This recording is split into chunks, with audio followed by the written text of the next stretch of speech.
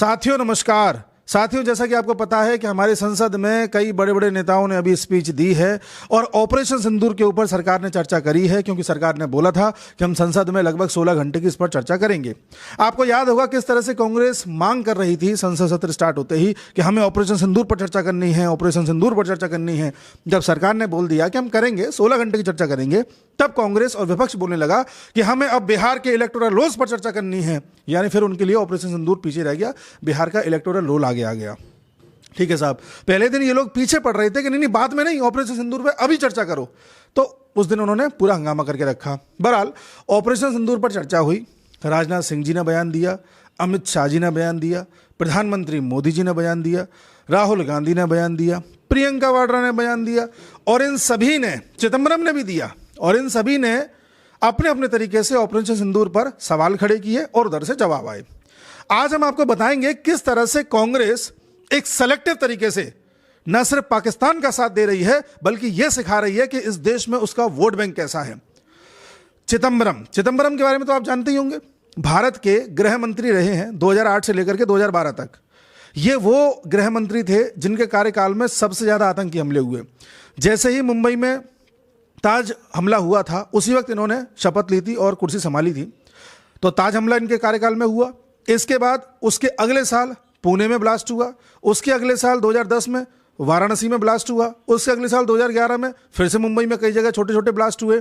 यानी कि इनके कार्यकाल में देश की छवि ऐसी बन गई थी कि साहब आए दिन कोई ना कोई हमला हो जाता है, लोगों में कोई सुरक्षा का भाव नहीं था। और कांग्रेस पूरा प्रयास कर रही थी कि 26/11 जो 2008 में हमला हुआ था ताज में, उसका कैसे भी दोष हिंदुओं पर चला जाए। आपको याद होगा कसाब पकड़ा गया था, कसाब के हाथ में कलावा था, कांग्रेस ने पूरी योजना बना ली थी कि यह सिद्ध कर दिया जाए कि ये तो हिंदू आतंकवादी थे, भगवा आतंकवादी थे। और दिग्विजय सिंह ने तो बाकायदा प्रेस कॉन्फ्रेंस करके किताब का विमोचन करते हुए बताया कि किस तरह से आतंकवाद आरएसएस के द्वारा फैलाया गया है और यह एक भगवा आतंकवाद है। वो तो जब कसाब की बंदूक की जांच हुई, उसकी गोलियों की जांच हुई, कसाब का पूरा लिंक निकाला गया, तब पता चला कि तो पाकिस्तानी है। अगर उस दिन कसाब मारा जाता तो यह पता ही नहीं चलता कि पाकिस्तानी था कि हिंदुस्तानी था कि हिंदू था कि कौन था। सोचिए कांग्रेस की मानसिकता क्या रही है। चलिए साहब, वो तो पुरानी बात हो गई। आप कहेंगे चिदम्बरम जी का जिक्र अभी क्यों कर रहे हैं? चिदम्बरम जी का जिक्र इसलिए कर रहे हैं क्योंकि उन्होंने संसद में क्या सवाल पूछा।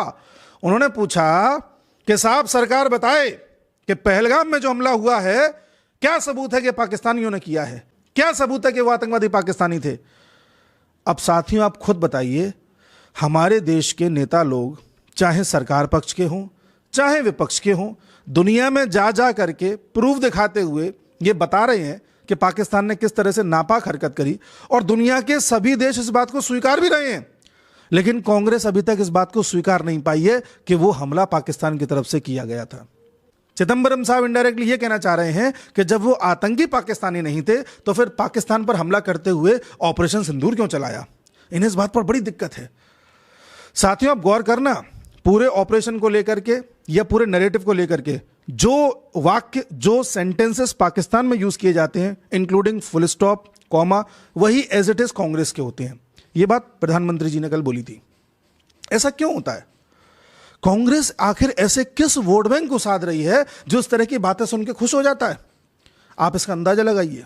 उसके अलावा साहब राहुल गांधी बड़ी तेवर में आकर के बोलते हैं कि प्रधानमंत्री मोदी की हिम्मत नहीं है कि वो ये बोल सकें कि हाँ डोनाल्ड ट्रंप ने सीज फायर नहीं कराया। डोनाल्ड ट्रंप ने 29 बार बोला है कि मैंने सीज फायर कराया है। प्रधानमंत्री में अगर हिम्मत है तो बोल के दिखाए कि हाँ डोनाल्ड ट्रंप ने सीज फायर नहीं कराया। 29 बार उन्होंने बोला कि भैया मैंने सीज फायर करवाया। अच्छा, अगर वो झूठ बोल रहे हैं तो अपने भाषण में यहां प्रधानमंत्री कह दें कि वो झूठ बोल रहे हैं। यहां पे अगर दम है तो यहां पे प्रधानमंत्री बोल दे कि ट्रंप झूठ बोल रहे हैं। फिर प्रधानमंत्री जी की जब भाषण हुआ तो उन्होंने कहा कि देखो ऐसा है, भारत ने किसी भी देश के किसी भी नेता के कहने पर सीज फायर नहीं किया। अब साहब ये डिप्लोमेसी होती है, डोनाल्ड ट्रंप का नाम आप नहीं ले सकते इस तरह से, कोई किसी का नाम नहीं लेता। प्रधानमंत्री मोदी ने यह भी कहा कि पूरी दुनिया भारत के साथ खड़ी थी, केवल 3 देशों को छोड़ते हुए। हम सब जानते हो 3 देश कौन से हैं, एक चाइना है, टर्की है, अजरबैजान है। तो इनका नाम नहीं लिया जाता। आप चाइना का नाम ले दोगे, चाइना ऑफेंड हो जाएगा, फिर उससे व्यापार में फर्क पड़ेगा, बहुत सी चीज़ें गड़बड़ा जाएंगी। पर राहुल गांधी चाहते हैं चीज़ें गड़बड़ा जाएं कैसे भी करके।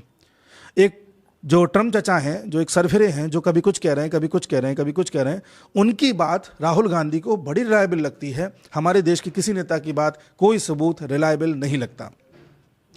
अब आप कहेंगे क्या पता ऐसा हो?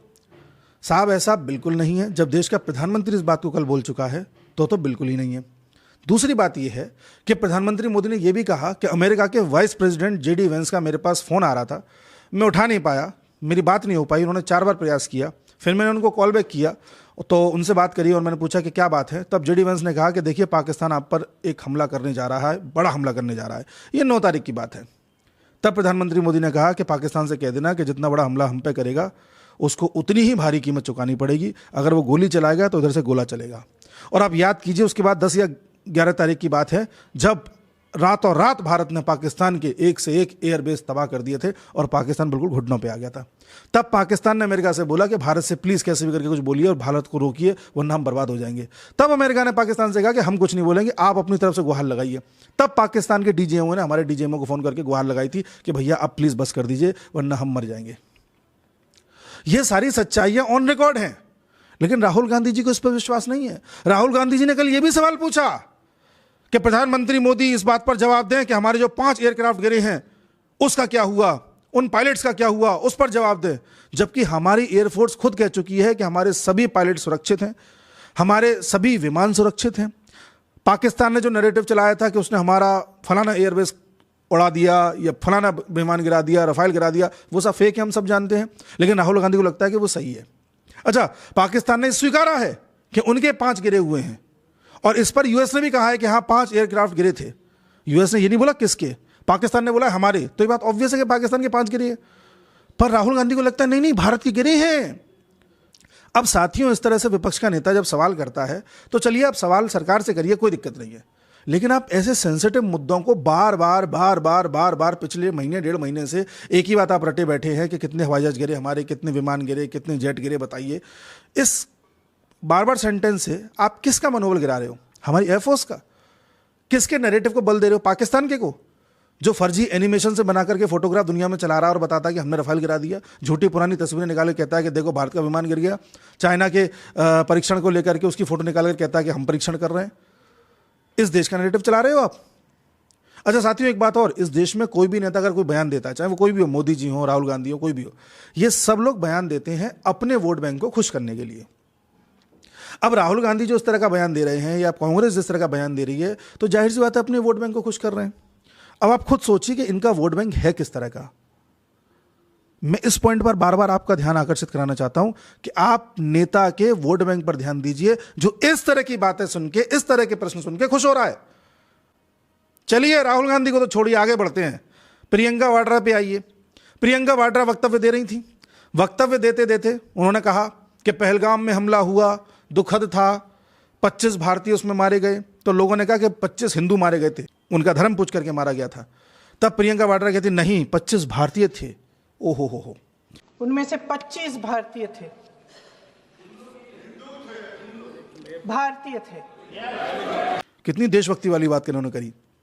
लेकिन आप जान के हैरान होंगे कि कल का ही इनका ट्वीट है जिसमें इन्होंने आंसू बहाए हैं उन क्रिश्चियन नन्स के ऊपर जिन्हें छत्तीसगढ़ में गिरफ्तार कर लिया गया क्योंकि वो क्रिश्चियन नन्स कुछ लोगों को किडनैप करके ले जा रही थी, ऐसे आरोप है।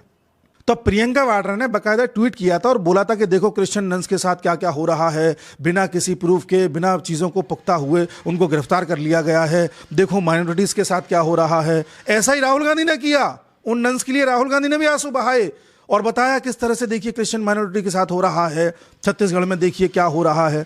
मतलब जब क्रिश्चियन की बात हो तब तुम एकदम धर्म पे आ जाते हो, जब हिंदुओं की बात हो रही होती है तो तुम भारतीय बता करके संबोधित करते हो। अरे वो तो छोड़िए साहब, इनकी माँ एंटोनियो माइनो का आज अखबार में लेख निकला है और उसमें वो किस बात पर चिंता जता रही है कि साहब फिलिस्तीन के मुद्दे पर सरकार क्यों बात नहीं करना चाहती। फिलिस्तीन के लिए तुम आंसू बहा रहे हो, फिलिस्तीन से तुम्हारा ऐसा क्या नाता है कि समय समय पर तुम उसके लिए आंसू बहाते हो। अगर तुम्हें लगता है वहां युद्ध हो रहा है, इनोसेंट लोग मर रहे हैं इसलिए तुम आंसू बहा रहे हो, तो इनोसेंट लोग तो यूक्रेन में भी मर रहे हैं, रशिया में भी मर रहे हैं, इनोसेंट लोग दुनिया के कई कोनों में अलग अलग तरह के युद्ध चल रहे हैं, वहां भी मर रहे हैं, पर तुम किसी और देश का तो जिक्र करते नहीं हो। तुम बार बार वो फिलिस्तीन पे क्यों आ जाते हो? क्योंकि तुम्हारा एक धर्म के साथ जो संबंध है तुम उसकी खातिर ही सब करते हो। लेकिन जब भारत में सनातनियों की बात आती है तो तुम कहते हो भारतीय थे 25।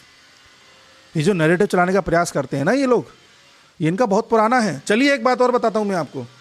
हमारे देश के गृह मंत्री रहे सुशील कुमार शिंदे 2012 से 14 के बीच में।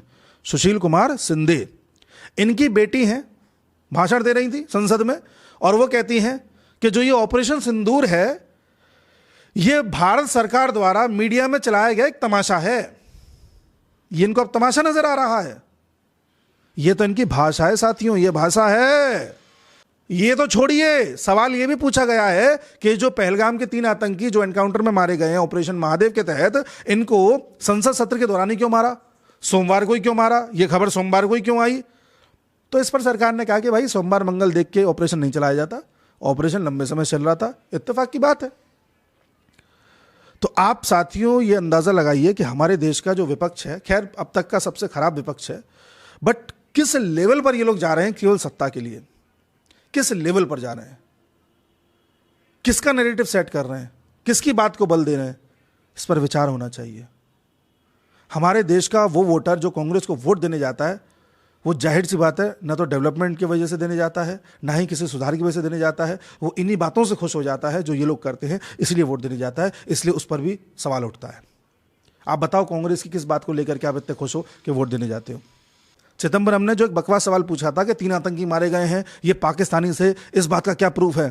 तो अमित शाह जी ने जवाब देते हुए इसका भी कहा कि भाई ऐसा है, उनके एनकाउंटर के बाद जब हमने जांच पड़ताल करी तो उनके पास जो राइफल पाई गई वो पाकिस्तान में बनी हुई थी, उनमें जो गोलियां थी पाकिस्तानी थी।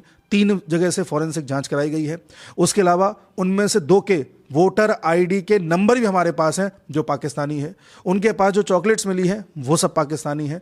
और कांग्रेसियों को तो इस बात पर भी डाउट था कि क्या गारंटी है कि इन तीनों ने ही पहलगाम में हमला किया था, क्या पता तुमने किसी और को मार के बोल दिया हो कि यही मार दिया हमने। तब सरकार ने कहा कि हमने आतंकी हमले के बाद से जिन लोगों को गिरफ्तार किया था, जिन पर यह आरोप था कि उन्होंने आतंकियों की मदद करी है, उनसे इन लाशों की पहचान करवाई है। उन्होंने खुद बोला कि हाँ यही थे। सोचिए कांग्रेस कितने बाल के खाल खींच रही है कि कैसे भी यह सिद्ध हो जाए कि पाकिस्तान ने तो कुछ किया ही नहीं है। साथियों देश किन हाथों में रहा है आप देख लीजिए। अच्छा, इस बात पर भी दिक्कत है कांग्रेस को कि आपने ऑपरेशन बीच में बंद क्यों कर दिया, आपने एकदम सीजफायर क्यों कर दिया, आपने पीओके वापस क्यों नहीं लिया। जिन लोगों ने पीओके जाने दिया वो ये पूछ रहे हैं कि इन्होंने वापस क्यों नहीं लिया। तो इस पर मोदी जी ने बोला कि मैं जानता हूं कि यह सवाल मुझसे ही पूछा जा सकता है, किसी और प्रधानमंत्री से नहीं। जाहिर सी बात है क्योंकि अपेक्षा इनसे। उसी प्रकार से जब हमारी अक्साई चीन को चाइना ने कब्जा कर लिया था, तब हमारे चाचा नेहरू, सो कॉल्ड चाचा नेहरू कहते थे कि अरे वो तो बंजर जमीन है, उस पर तो फसल भी नहीं उगाई जा सकती, जाने दीजिए, क्या करना। तो तुमने तो जाने दिया और अब आकर के तुम सवाल ये पूछ रहे हो कि वापस क्यों नहीं लेकर के आ रहे। अरे शर्म आनी चाहिए कांग्रेसियों, शर्म आनी चाहिए। दुख होता है कि हमारा विपक्ष इस स्तर पर आ गया है, दुख होता है। मिलते हैं साथियों अगले वीडियो में। नमस्कार।